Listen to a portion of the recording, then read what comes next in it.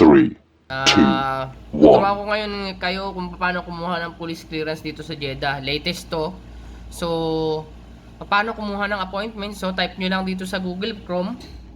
Ayan, nakalagay dyan. Philippine Consulate Appointment. So, click nyo lang yan. Ay type nyo. Pagka-type nyo, then pinakadulo nyan yan. Jeddah Philippine Consulate Appointment. So, after that nyan, search. Then may lalabas. Yan. So, click nyo lang itong nasa unahan na to, yung Philippine Consulate General in Jeddah to adopt appointment system. Select nyo lang yan. Okay. Then, after yan, lalabas na po yung pinaka-site ng Philippine Consulate dito sa Jeddah. So, dito nyo po makukuha yung appointment letter.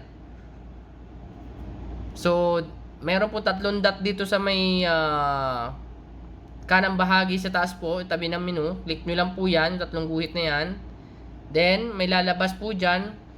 Ayan. Hanapin nyo lang po yung consular services. So, makikita nyo po, ito po sa baba ng The Philippines. So, click nyo lang po yung The Consular Services. So, andyan na po lahat yung mga need na kailangan ninyo. So, dahil po sa police clearance ang kunin natin, Saudi police clearance. So, punta po tayo dito sa baba. Pangatlo sa baba, ito po ang Saudi police clearance. Click lang po natin yan. Then, ayan na po. So, paglabas po nyan, i-scroll lang po natin pababa. Then, makikita nyo po natin dito, ito po, sa A, if applicant is in Jeddah Western Region. So, for the applicants in Jeddah, or any provide for the Western Region, Consulate General will endorse the application for police clearance to the Office of the Director of the Police Department. So, andito na rin po, bago na natin na i-open yan at i-save yung form. So, ito po dapat na huwag nyong kalilimutan. So, yung copy of valid passport. So, dapat mas maganda po siguro kung nakapag-renew na kayo. Saka, pa-xerox na po kayo ng almost, I think, mas maganda 4 pieces na Philippine passport. Saka 4 pieces na xerox nung ikama nyo o residence permit nyo. Tapos magdala na 2 pong size ng picture na 2x2. Tapos yan pong fee sa number 4, yan po yung 100 pag hindi po expedite. Pero kung hindi naman kayo po nagmamadali, pero sa akin po kasi ayoko na nung pabalik-balik kasi sayang din pamasahe, napakamahal. Lalo na 30 SR simula sa amin papuntang embassy. Malayo po, malayo din kasi sa Kalesas, yung oras sayang. Hassle pa. So ang ginawa ko po, punta po ako doon ng maga. Then pag expedite po, dadagdag lang po kayo ng 40, so magiging 140 real po siya. Yung po yung babayaran nyo para makuha nyo siya ng hapon. So, bibigyan po kayo ng ticket. Meron po dun na isang malita papel na nakalagay po dun yung instruction na din. Tapos yung oras ng kukunin nyo. So, nakalagay po dun 45 PM. Pero, minsan po, mabilis po silang gumawa kapag kukunti lang yung gumagawa. So, makakuha nyo siya mga 3:30, 3, ganun po. Pero pag marami po yan, automatically makukuha nyo talaga siya ng 4 to 5 PM. So pag pupunta po kayo doon, may cut-off po sila para po sa expedite. So kung magpapa-expedite po kayo, dapat po hindi kayo umabot, mas maganda hindi kayo umabot ng alas 11. So dapat mga alas 9 na ando na kayo, or alas 10. Tapos napila pa nyo na rin po yung application po dun sa na police clearance para at least kumpleto na yung papel nyo para dire-diretso mabilis naman po yung pila dun sa counter ng embassy. So yun lang po, tips ko lang sa inyo yun. Then after ko mapakita sa inyo to, then bibigyan ko kayo ng panibagong step na gagawin. So buksan na po natin tong application for police clearance. Then para makita nyo, then open po natin. Then pag na-open po yan, download lang siya. Yan, download lang po. Click download. Ayan, bali, ayan na po siya. Bali, yan po, dapat po, napag-isipan nyo na rin yung mga, at na-prepare nyo na yung mga isusulat nyo rin dito. So, sa bahay pa lang, dapat maisulat nyo na po yung mga dapat nyo ilagay dyan. Yan po. Importante po yan. Tapos, check spelling din po. Double check nyo, triple check po. Kasi po, yan po yung i-encode nila. So, dito po sa may sa purpose of request, country of destination, lagay nyo na po kung ano pong bansa nilagay nyo. Sa akin, 4 eh. So, yun po. Then, kind of visa request from country destination, lagay nyo po work. Kung kayo po ay plano mag-work doon or gusto nyo may immigrate naman, yan po, may nakalagay, visit, citizenship, or others. Yan po. Yan, lagay nyo lang po, pilapan nyo lang po yan, yung purpose request, work information, ikama details, passport, personal information. Then, after po nyan, then dala-dala nyo po dapat yung Xerox ng sa passport nyo, sa ikama, picture, saka yung pera, automatically, 140 real para sa expedite. So, ayan po, bakit ko po sinabi sa inyo na mas maganda na i-download nyo na to at i-print nyo na po dito sa bahay nyo pa lang or ipaprint nyo. Kasi, para po pagdating nyo ng embassy, mismo doon na po kayo dediretso sa counter na po. Kasi po, nakapag-fill up na po kayo, so less time na rin po yun para mas mabilis. So, kung na-prepare nyo naman lahat, pwede naman kayong pumunta dun sa embassy ng 10 AM. Kasi ang cut-off naman nila ng expedite until 12. Kung di ako nagkakamali, mga 12. So, mas maganda pumunta kayo ng 10. So, kung magpapa-expedite kayo, antayin nyo lang hanggang alas 4. So, ilang oras lang kayo mag-aantay dun. Sa akin kasi, maaga ako pumunta dun eh. Mahaba yung pila. Kaya hindi ko naman in-expect din yung araw na yon na marami din kukuha. Depende po talaga din sa araw. Pero para sa akin po, kung kaya nyo naman magantay din na matagal, katulad ko, punta na po kayo na maaga. Ganun. Pero, okay lang din naman po ang alas 10, 10 AM. Kasi po, aantayin nyo pa rin naman eh. Parehas nyo rin din makukuha yung oras na alas 4 ng hapon. Ayun po. Kailangan po. So, after po nito, gagawa po tayo ng kukuha po tayo ng maliit na video para mapakita po sa inyo yung actual nito at yung mga ibibigay po sa inyo sa embassy, sa mga susunod na gagawin na step. So, yun lamang po. Then, next. So, continue na natin. After nyong ma-download yun, ipiprint nyo yung endorsement letter sa pagkuha ng police clearance. So, ito po yun. Ayan po. Ayan. So, ganyan po yung lalabas. Ayan po ang dapat yung dalhin. Bali, magpiprint na rin po kayo. Siguro mga 2 para yung isa, at least pa nagkamali kayo, o 3 pirasong kopya na, para nagkamali kayo ng lagay, meron po kayong pamalit. So, ayan po siya. Diyan po ilagay yung yung sa picture po, hindi nyo na po kailangan idikit dyan. Dahil sila na po ang bahala dyan maglagay mismo dun, actual dun sa embassy. So, ayan lamang po ang kailangan nyo. Signature. Ito po sa purpose of request, work information, comma details, passport, saka full information. Number 1 po paalala, dapat ang pangalan nyo po is dapat all capital at dapat po maayos yung pagkakasulat kasi po yan po yung lalagay din po dun sa endorsement letter nyo. So, ayun po, pagka punta nyo doon at napasa nyo na po yung ang passport po, bali, ang papapasa nyo po, itong form, isang passport Xerox, isang ikama Xerox, at po ang 2x2 nyo na picture. Yun po yung ipapasa nyo. Then after nyo po may pasa yun, magbabayad po kayo ng 140 for expedite.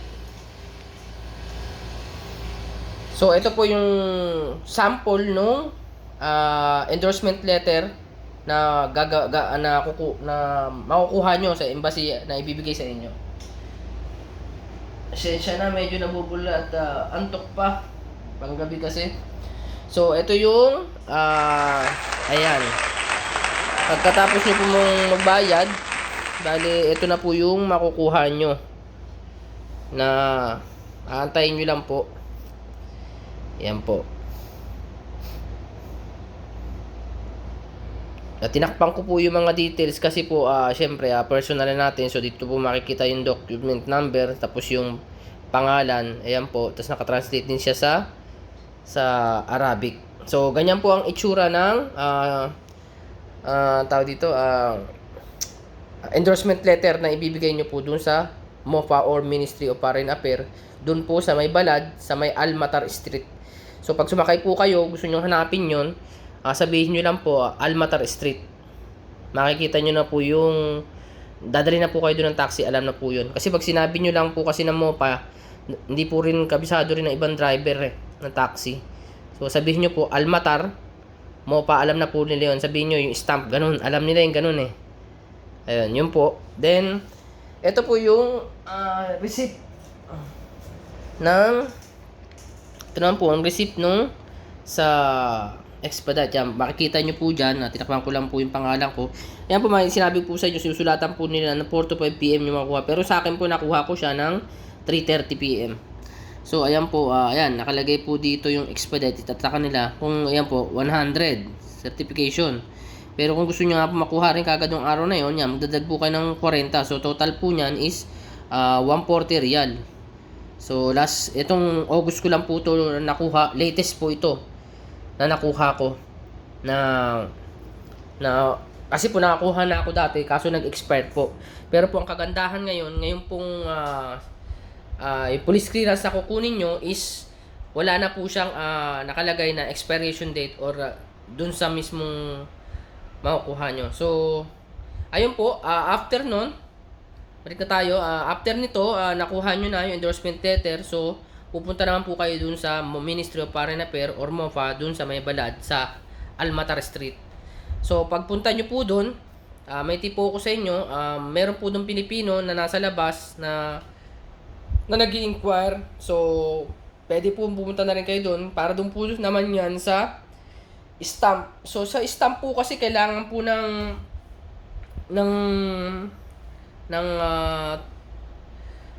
tawag dito schedule. So ito po yung sample ng schedule na gagawin nyo, na papagawa nyo rin doon para po makapunta po kayo sa MOPA na makapag-stamp. Ano po, bali po pala, pag alis nyo po dun sa embassy, after nyo maibigay po sa inyo yan, ang endorsement letter, bali may ibibigay din po sa inyo kasama nito. Bali, ito po yung instruction kung paano nyo kayo kukuha ng police clearance. Pero sabihin ko na rin po sa inyo para mas mabilis, saka mas mayroon po kayong idea, mas mabilis po yung sasabihin ko sa inyo. So, yun lang po, dadalhin nyo yan. After po pupunta, bali pagpunta nyo po doon sa MOPA, hindi nyo na po kailangan mag-online registration kasi po tuturuan ko na po kayo ng diskarte. Kasi po sa online, mahassle pa po, tapos paano pa kayo ng schedule. Pero yung sasabihin ko po sa inyo, ituturo ko sa inyo, on that day na pumunta kayo ng umaga, kung kailan kayo free, kung anong araw, wag lang Thursday and Friday and Saturday. So, simula Sunday to Wednesday, mas maganda po ang pumunta kayo. So, bibigyan ko po kayo ng tip. Pagpunta nyo po doon, so may makita po kayong Pilipino, sigurado po i-assist po kayo na magpapa-stamp kayo. So, kailangan nyo po ng schedule. So, on the spot po, that day na rin po, bibigyan kayo ng schedule. Ito po yung itsura niya. So, ito po yung sa schedule nyo po sa MOPA. So, may nakalagay po dyan barcode, dyan po yung kakailanganin ng sa stamp nyo doon sa loob. So, ito po yung dadalhin nyo. Dadalhin nyo lang po yan kasama yung sa endorsement letter nyo. Yan, yung endorsement letter. Yan po ang magkasama. Yan, dalawa pupunta doon. Then po, hahanapin po sa inyo yung ikama. Minsan po yung iba hindi kinukuha yung ikama i-stamp na lang po nila So, yun po, i-stamp lang po nila, nakagawa na po kayong schedule.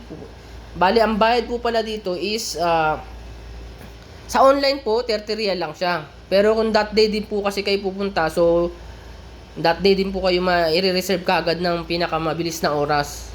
So mayroon mag-a-add po kayo ng 20 real. So yung 20 real po sa processing po nila, syempre sila po yung gumawa. Syempre pang ano na lang din po yun sa kanila, pang goods. So 50 real po para po dito sa sa tawag dito sa schedule para po mapag-stamp na po kayo. Then sa stamp po may bayad din po siya eh. So ang stamp nakalimutan ko na po kung magkano yung isa stamp. Ang bayad hindi ako nagkakamali, baka 50 real din po yata. So total is 100 po ibabayad niyo dun sa mag-asikaso po dun sa inyo sa labas. So yun lang po, pagkakuha nyo po yan, i-stamp lang po nila yan. Then diretso na po kayo sa police station nung araw din na po na yun. Kaya mas maganda po, umaga rin po kayo pumunta sa MOFA. 8 AM po or 7:30 dapat nandun po kayo kasi alas 8 bukas na po sila. Mas maganda po mas maaga kasi mas mabilis, konti tao. So ito naman po yung papakita ko sa inyo, yung kailangan nyo rin po ng schedule. Same lang din po ng ganito, ay bibigay sa inyo yung schedule para po sa police clearance. So ang mangyayari po sa inyo, yung mga binigay po, yung mga yung in-stampan po na ganito na certificate nyo plus yung etong schedule ulit para dun sa police. Nung araw din na po na yun, magagawan din po nila nung Pinoy na nag-aasikaso po dun. So ayun po, pagpunta nyo po dun sa police station, sila minsan po may driver din po sila na nandoon. Babayad lang po kayo yung 15 or 10 real.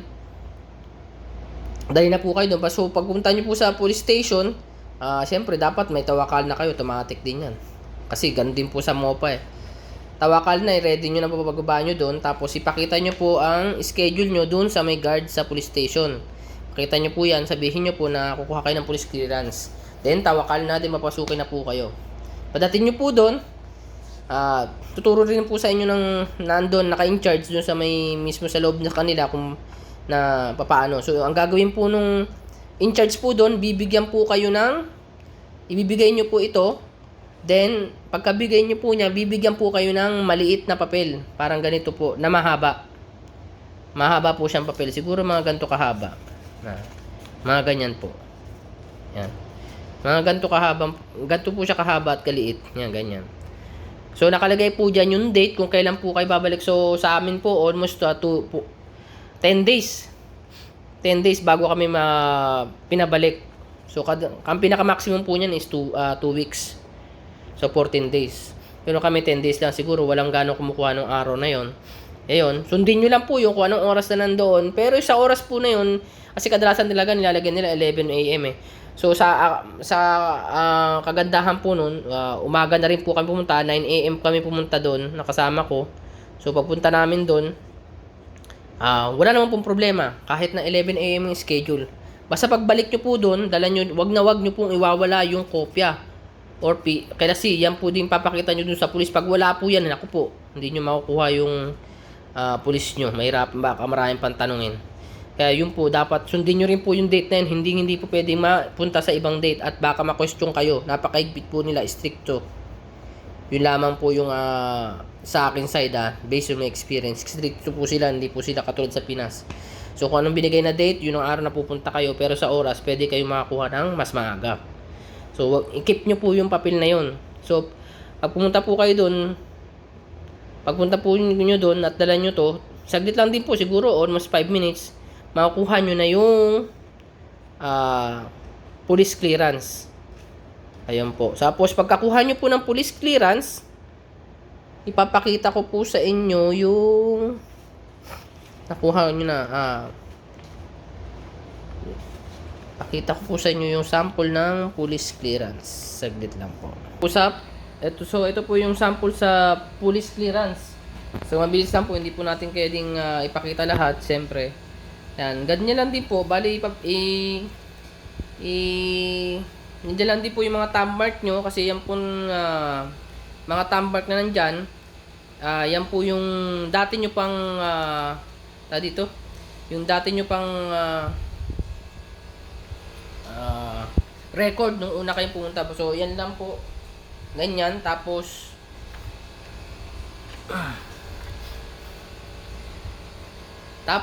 pag nakuha nyo na po yun,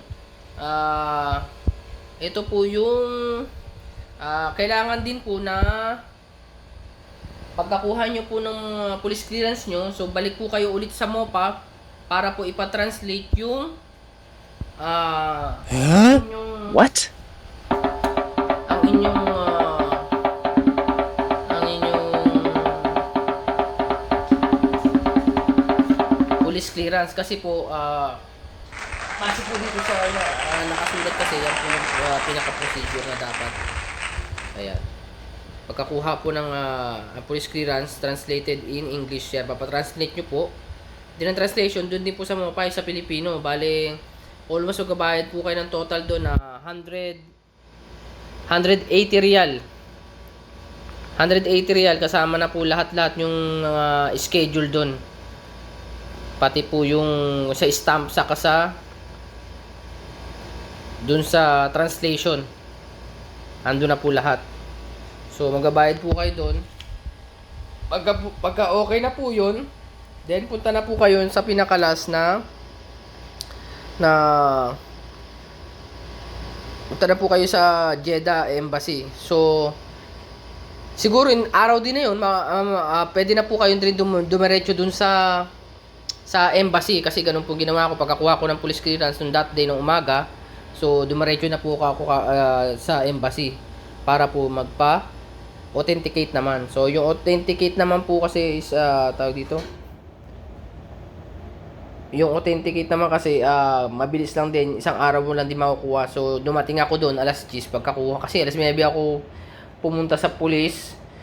Mga 9:30, wala pang 10 minutes, nakalabas na rin ako, nakuha ko na yung police clearance, tapos papa-stamp. So mga total, mga 15 minutes lang din dun, para dun sa translation, saka dun sa stamp. Kailangan po kasi ng ng Chamber of Commerce, papa-stamp nyo po yun, yung inyong police clearance.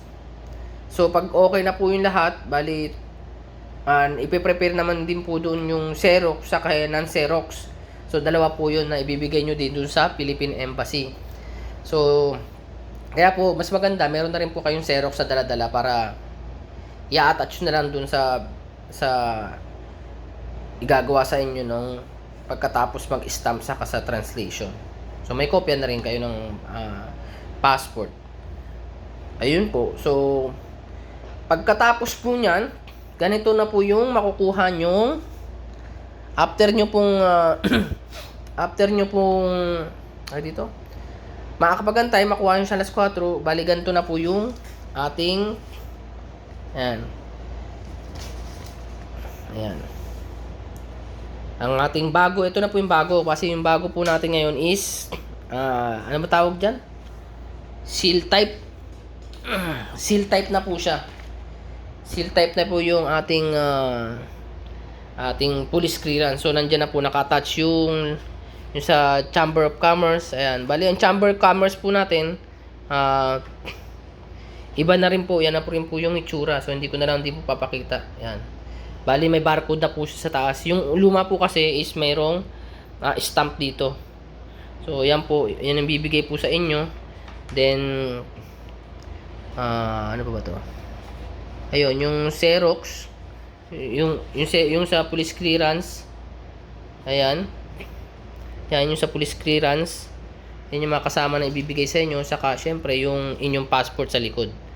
Yan po yung mga ibibigay sa inyo.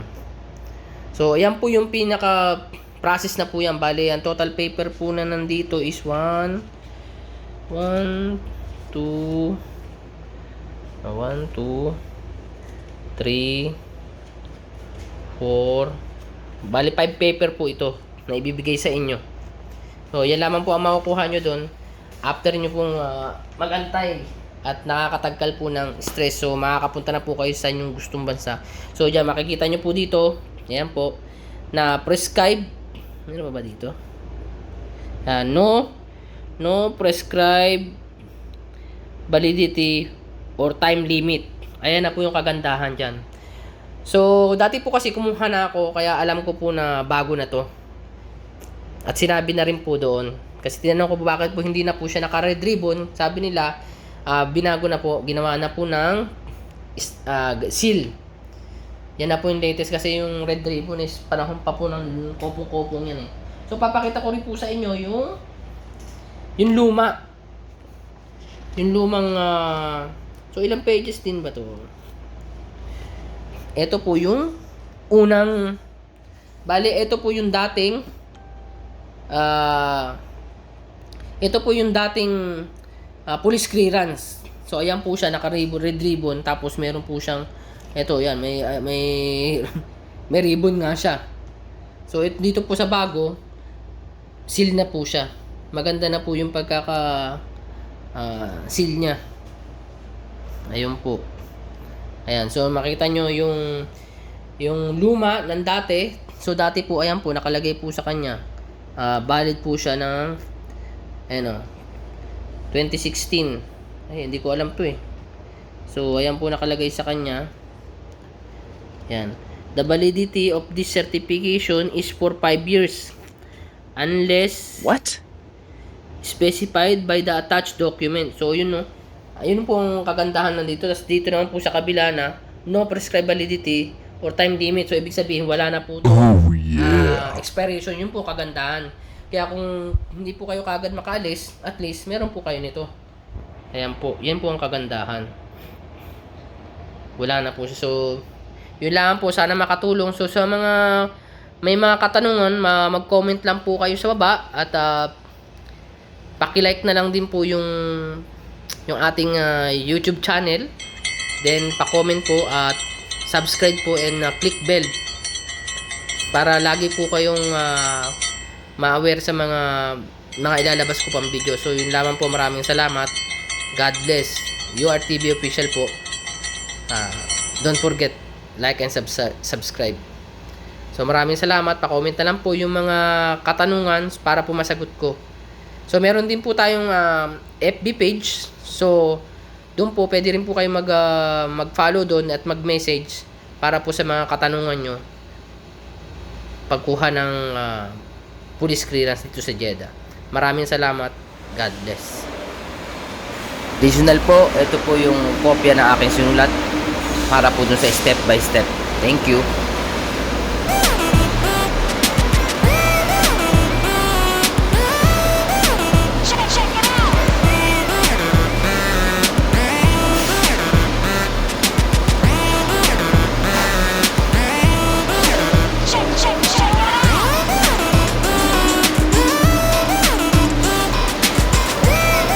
So, yun lamang po.